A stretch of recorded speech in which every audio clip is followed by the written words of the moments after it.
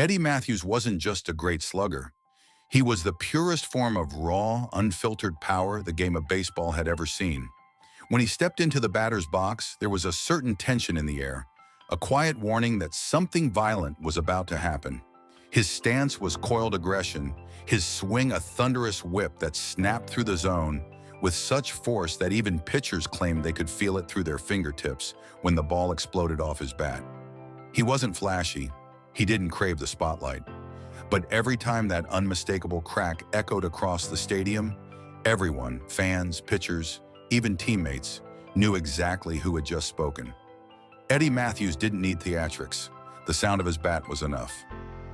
And then there's the moment that cements his place in baseball's mythology, becoming the only player in MLB history to hit more than 500 home runs for the same franchise across 3 different cities: Boston, Milwaukee, and Atlanta. No one else has ever done it. No one else probably ever will. He carried a franchise through eras, through relocations, through entire generations of fans. And he did it with the same terrifying, effortless power. Yet somehow in today's conversations about the greatest hitters, his name so often drifts into the background, overshadowed by louder legends and bigger stories. How can someone be so powerful, yet so overlooked in today's baseball conversations?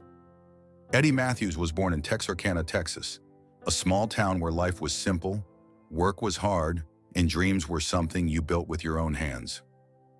His family came from a blue-collar world, people who understood effort, sweat, and the value of doing things the right way, even when no one was watching. When Eddie was still young, the Mathews family moved west to California, hoping for better opportunities. But the world he grew up in was far from easy. It was the era of World War II, a time when rationing, uncertainty, and sacrifice shaped the rhythm of everyday life. For many kids, these years were filled with chores and responsibility. For Eddie, they were also filled with baseball. Not the polished version seen in stadiums, but the dusty, improvised kind played on empty lots and makeshift fields. Those dirt patches became his sanctuary. He spent countless hours there, swinging at anything he could find: rocks, rubber balls, even rolled up paper, anything that could fly far enough to challenge him. His strength wasn't a gift, it was something he built. Eddie helped with heavy labor around the house, carried equipment, pushed carts, and did whatever a kid could do to help. Every bit of that work forged power in his hands and forearms, and every spare moment he was throwing, hitting, repeating the same motion until it felt like a second heartbeat. Coaches and neighbors began to notice something unusual. Whenever Eddie swung, the ball didn't just travel, it disappeared. By his early teens, he could hit farther than boys several years older. People in the town whispered about the kid with the grown man power, the one who could send a ball sailing beyond any fence drawn in the dirt.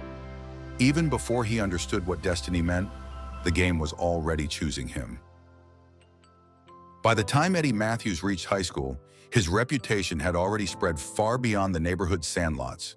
Coaches didn't just see a strong kid, they saw a phenomenon. Scouts from the Boston Braves began hearing stories about a left-handed hitter who could launch balls into places no teenager had any business reaching. When they finally saw him in person, the legend matched the truth. His swing was raw but terrifying, a blend of natural power and years of unpolished repetition. The Braves signed him straight out of high school, convinced they were witnessing the birth of something rare. But the path to the majors was anything but smooth. In the minor leagues, Eddie entered a world where pitchers were older, craftier, and eager to humble a rising star. The fastballs came in harder, the curveballs broke sharper, and the expectations were enormous. Mathews struggled at times, not because he lacked talent, but because he needed to learn how to harness it. Coaches pushed him relentlessly, reshaping his timing and tightening his swing. And Eddie responded the only way he knew: by working. Extra hours in the cage, extra rounds of fielding practice, extra days staying after workouts when everyone else had gone home. The grind paid off.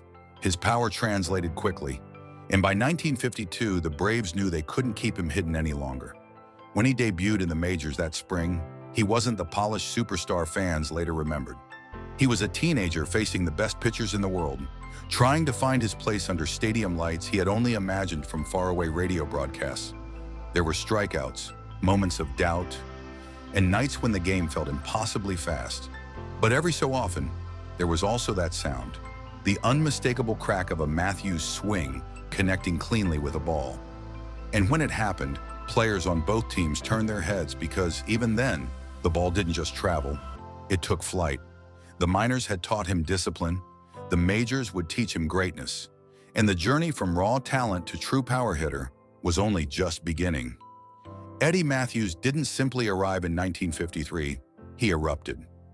After a rookie season spent learning the rhythms of the big leagues, Mathews stepped into his second year with a sharpened swing, a stronger body, and a quiet confidence that bordered on inevitability. Pitchers who thought they understood him quickly realized they had underestimated what was coming. That season, the baseball world witnessed a transformation.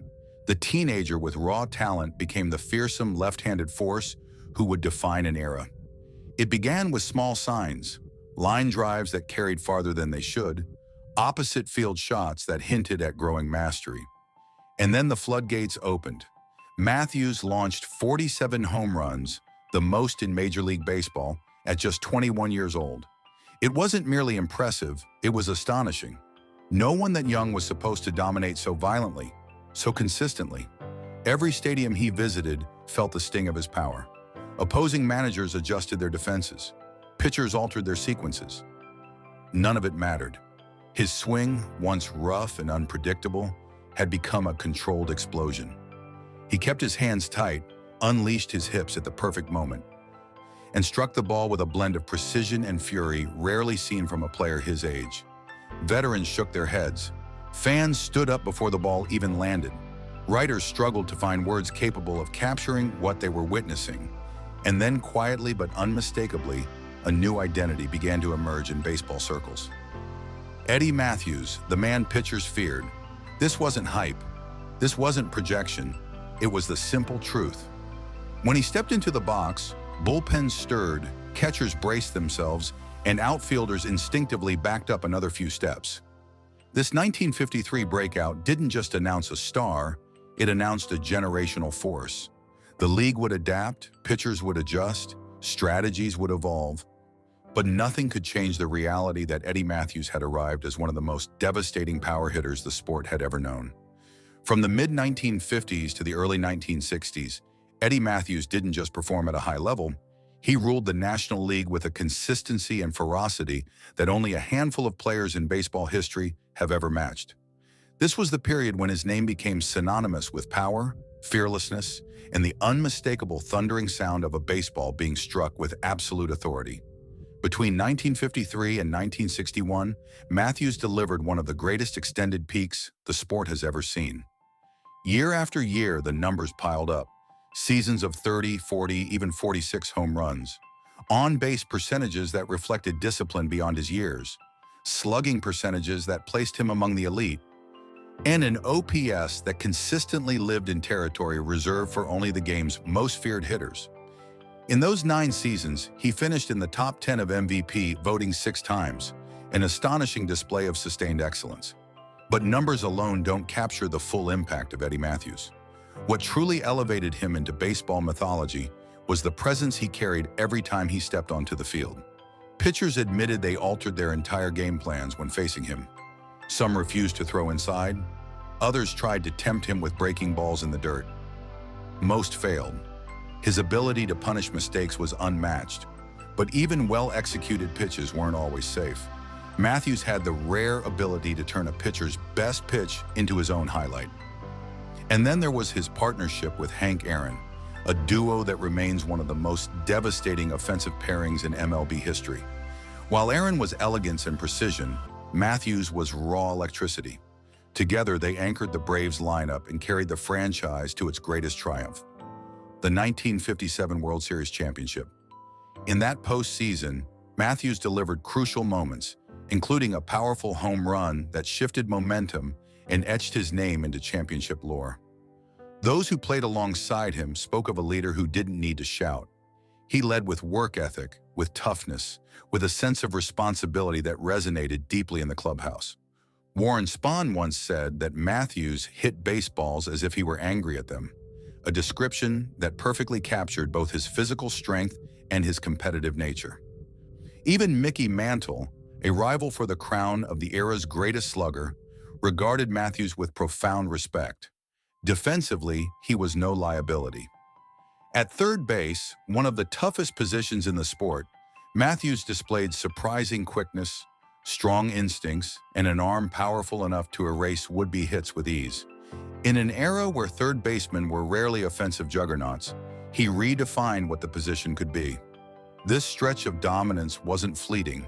It was a marathon of excellence, a near decade in which Eddie Mathews stood firmly among the best hitters alive. Stadiums braced for him. Pitchers dreaded him. Fans paid just to watch him unleash that violent, breathtaking swing. As the 1960s unfolded, the game began to test Eddie Mathews in ways far different from the challenges of his youth or the pressure of his prime.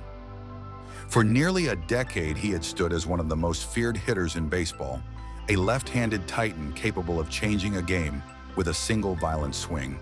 But even legends eventually meet the limits of the human body. For Mathews, those limits arrived quietly, first as aches, then as nagging pains, and finally as undeniable signs that greatness always comes with a cost. Shoulder issues crept in, sapping the explosive torque that had once sent baseballs screaming over distant fences. His knees, worn down from years of playing the demanding third base position, began to stiffen and slow. It wasn't dramatic. It wasn't a single defining injury. It was the slow erosion of physical dominance that every longtime athlete eventually confronts. And for someone who had built his identity on power, feeling that power fade was a deeply personal heartbreak. Pitchers sensed the change. The same inside fastballs he used to demolish were suddenly harder to turn on. Breaking balls he once punished now found edges of the zone that his bat reached just a fraction too late. The numbers dipped, the headlines faded, but Mathews didn't retreat. He fought. He adjusted his approach, leaned on discipline, and found ways to contribute even when the bat felt heavier. Teammates noticed how he pushed through pain that would have sidelined others, refusing to surrender to decline. Off the field, he carried the weight of expectations from fans who still remembered the 40 home run seasons and the thunderous crack that once defined him. Then came another emotional blow. The Braves, the franchise he had carried across 3 cities, made the difficult decision to move on. For the first time in his career, Mathews found himself wearing a different uniform, leaving behind the team that had shaped both his triumphs and his heartbreaks. But what defined Eddie Mathews wasn't the fall, it was the courage to keep going. Even in the twilight of his career, he continued to give everything he had left, because the game had chosen him long before the world knew his name. When the dust finally settled on Eddie Mathews' career, the numbers alone were enough to carve his name into baseball eternity. 512 home runs, 8 seasons of 30 or more, a World Series championship, 2 league home run titles, and a resume that placed him firmly among the greatest third basemen in the history of the sport. But to understand Mathews' true legacy, you have to look far beyond the statistics printed on the back of a baseball card. Mathews wasn't just a slugger, he was a redefining force. Before him, third base was largely a defensive position, a place for reliable gloves and steady arms. Mathews shattered that mold, proving a third baseman could be the most dangerous bat in any lineup. His influence trickled through generations.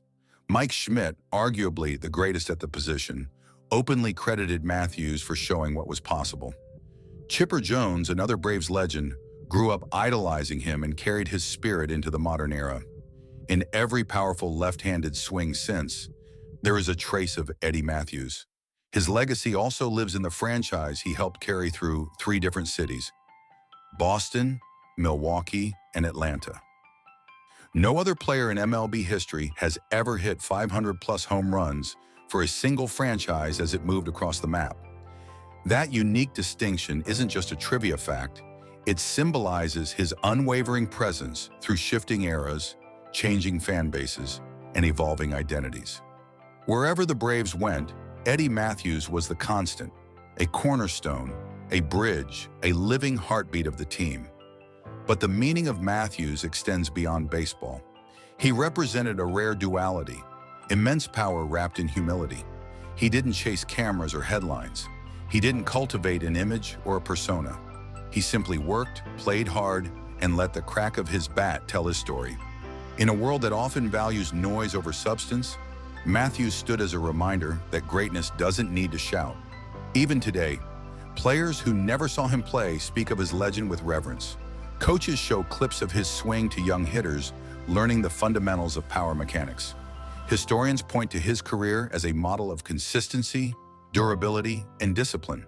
And Braves fans across 3 eras, 3 cities, and 3 generations still speak his name with a sense of pride reserved only for those who shape the soul of a franchise.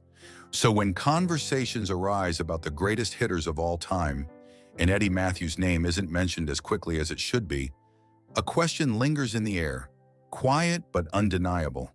Can baseball ever produce another force of nature like Eddie Mathews?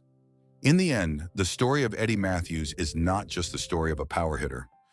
It is the story of a young boy from Texarkana who turned empty lots into training grounds, who shaped his strength through hard work long before stadium lights ever found him, and who carried a franchise across 3 cities with nothing more than his bat, his grit, and his unshakable dedication to the game he loved. His journey began in dust and uncertainty, rose into one of the greatest peaks baseball has ever witnessed, and concluded with a legacy that still resonates through generations of players and fans. Even now, the echo of his swing lingers in the memories of those who saw him play and in the dreams of those who wish they had. Eddie Mathews reminds us that greatness isn't always loud. Sometimes it is steady, humble, and forged through years of relentless effort. As you look back on his career, its triumphs, its heartbreaks, its unforgettable power, what moment stands out most to you? Was it the 47 home run explosion of 1953, the championship run in 1957, or perhaps the simple image of a player who never backed down from the weight of expectation? Share your favorite memory or your first impression of Eddie Mathews in the comments. And if this journey through baseball history moved you, consider liking the video, sharing it with another baseball fan, and exploring the other stories waiting on our channel. For more tales of legends who shaped the soul of the sport, stay with us and keep the spirit of baseball alive.